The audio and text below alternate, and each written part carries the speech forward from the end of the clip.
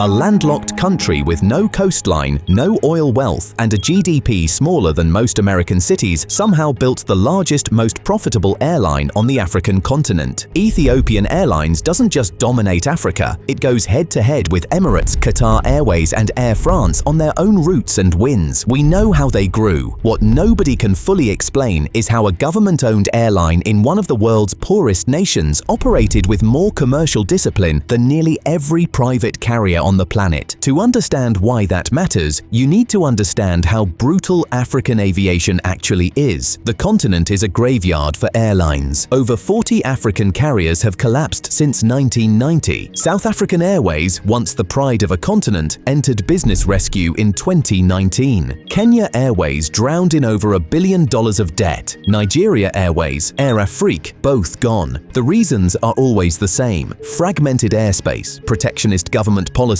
crippling aviation taxes, and almost no unified infrastructure. Flying between two neighboring African countries often meant routing north through Paris or London, then flying back down. Colonial-era air routes still dictated how Africans traveled across their own continent. Into this environment, one airline not only survived, but built an empire, and the foundation of that empire traces back to a decision made in 1945 that broke every rule of African governance. Emperor Haile Selassie founded Ethiopian Airlines on December 30th, 1945, just months after World War II ended. He brought in Trans World Airlines, the American carrier, to provide technical expertise. The first fleet was 5 Douglas C-47 Skytrains, surplus military transports. Nothing about this beginning suggested dominance. Ethiopia was one of the poorest nations on Earth, but Selassie made one decision that would echo across decades. He structured the airline as a commercially independent entity. The government owned it completely, but it would operate like a private business. No political appointments to the executive suite, no forced routes to serve a minister's hometown, no bloated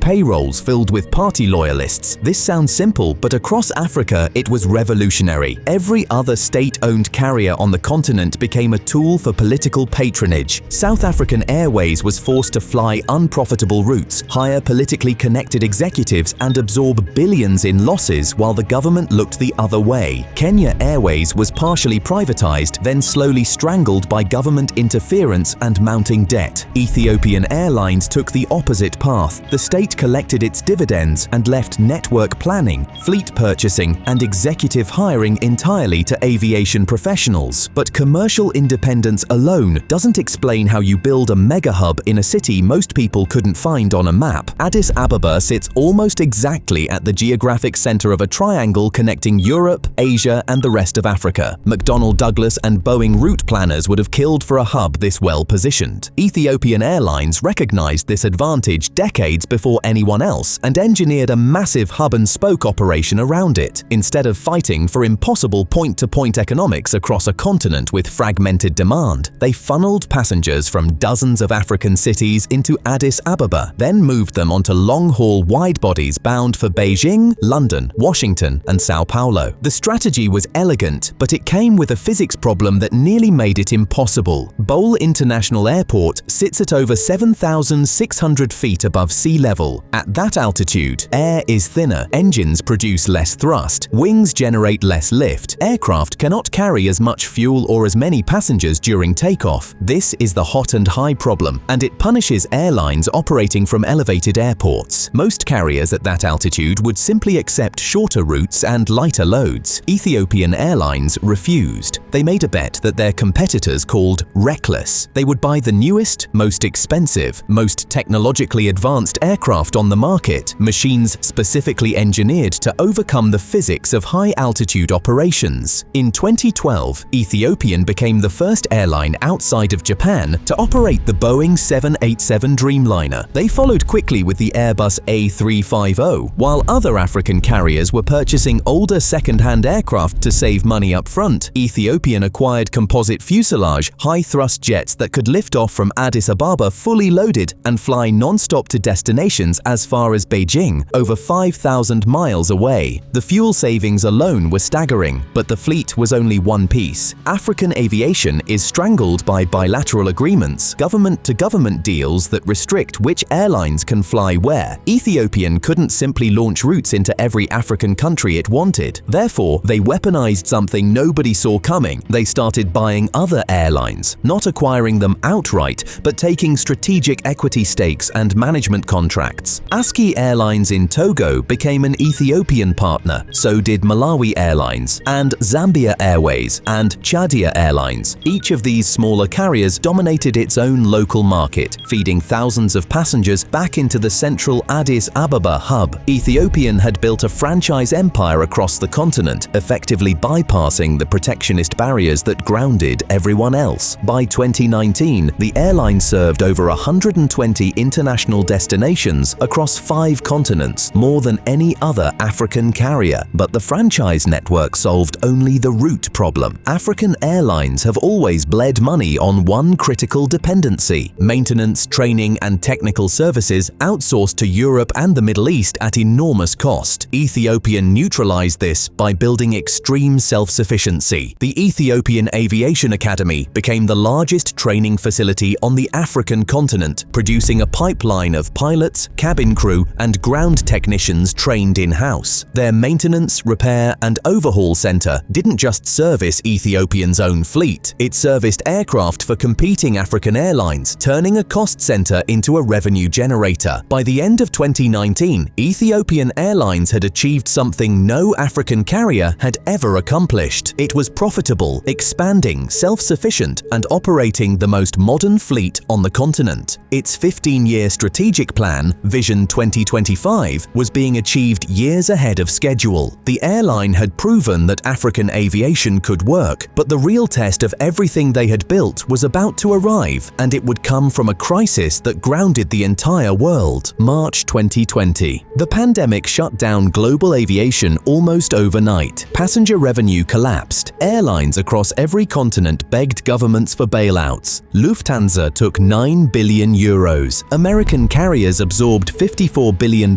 in federal aid. South African Airways, already in business rescue, effectively ceased to exist as a functioning airline. Kenya Airways required emergency government intervention just to keep the lights on. Ethiopian Airlines did not request a single dollar in bailout money. Within weeks of the passenger collapse, engineering teams stripped the seats out of over 24 passenger aircraft and converted them into makeshift cargo freighters. They turned Addis Ababa into the central distribution hub for PPE and vaccines entering the African continent. The World Health Organization routed critical medical supplies through Ethiopian's cargo network. Governments across Africa depended on Ethiopian's logistics infrastructure to receive emergency shipments. While rival airlines bled billions and parked their fleets in deserts, Ethiopian Airlines remained profitable and cash positive throughout the entire crisis. This wasn't luck. It was the payoff of decades of infrastructure investment, the MRO facilities that could rapidly reconfigure aircraft, the training academy that kept skilled technicians available, the hub network that already connected the continent. Every strategic decision made over 75 years culminated in this single moment. When the pandemic receded, the competitive landscape Ethiopian returned to had fundamentally changed. South African Airways attempted a relaunch but operated as a shell of its former self with a handful of aircraft. Kenya Airways remained buried under debt, its future uncertain. Nigeria's aviation sector fragmented further. Air Tanzania and Rwandair, once seen as potential challengers, remained regional at best. Ethiopian Airlines stood alone, not just as Africa's largest carrier, but as the only African airline operating at a scale that could compete globally. And instead of consolidating, they accelerated. Vision 2035 is the most ambitious aviation expansion plan on the African continent. Ethiopian targets a fleet of over 270 aircraft, roughly double its current size. They plan to construct an entirely new mega airport outside Addis Ababa, a $5 billion facility facility designed to handle 100 million passengers annually. For context, that would make it larger than any current airport in Europe. The airline is expanding its franchise network deeper into West and Southern Africa, adding new equity partnerships that extend its feeder system. It is opening new long-haul routes to secondary cities in China, India, and South America, markets where demand is growing fastest. The cargo division, battle-tested during the pandemic, is being scaled into a permanent logistics powerhouse, competing directly with the cargo arms of Emirates and Qatar Airways. Ethiopian Aviation Academy is expanding its intake, training not just Ethiopian nationals, but pilots and technicians from across the continent, creating a dependency that strengthens Ethiopians' influence over African aviation for decades to come. The numbers support the ambition. African air travel demand is projected to grow faster than any other region through 2040. The continent's population will double to over 2 billion. Urbanization is accelerating. A rising middle class is creating millions of first-time flyers. Ethiopian is positioning itself to capture that growth before anyone else can build the infrastructure to compete. But buried inside this extraordinary success story is a tension that nobody in Addis Ababa likes to discuss publicly. Ethiopian Airlines is 100% owned by the Ethiopian government, the same government that has for 79 years maintained the remarkable discipline of not interfering. That restraint has survived an emperor, a Marxist military junta, a revolutionary democratic front, and the current administration. It survived a civil war in the Tigray region that killed hundreds of thousands and triggered international sanctions. Through every political upheaval, the airline's commercial independence held, but nothing guarantees it will hold forever. Ethiopia's economy is under severe strain. Foreign currency reserves are critically low. Debt restructuring negotiations with international creditors remain ongoing. The temptation to raid the airline's profits, install political allies, or force unprofitable routes to serve political goals, every one of those pressures that destroyed South African Airways and Kenya Airways exists in Ethiopia right now. The airline's governance firewall has held for nearly 8 decades. Whether it survives the next decade of political and economic turbulence may determine not just the future of Ethiopian Airlines, but whether Africa ever produces another carrier capable of competing on the global stage. The entire model depends on a handshake agreement between a government and an airline that politics will stay out of the cockpit. Nearly every African airline that broke that agreement has faced financial ruin or collapse. Ethiopian Airlines is the last one standing, flying higher than anyone thought possible from a runway 7,600 feet above sea level in a country that most of the world still underestimates. The question nobody can answer is how long the firewall holds. If this story surprised you, there is another one waiting right here that might change how you see the aviation industry entirely.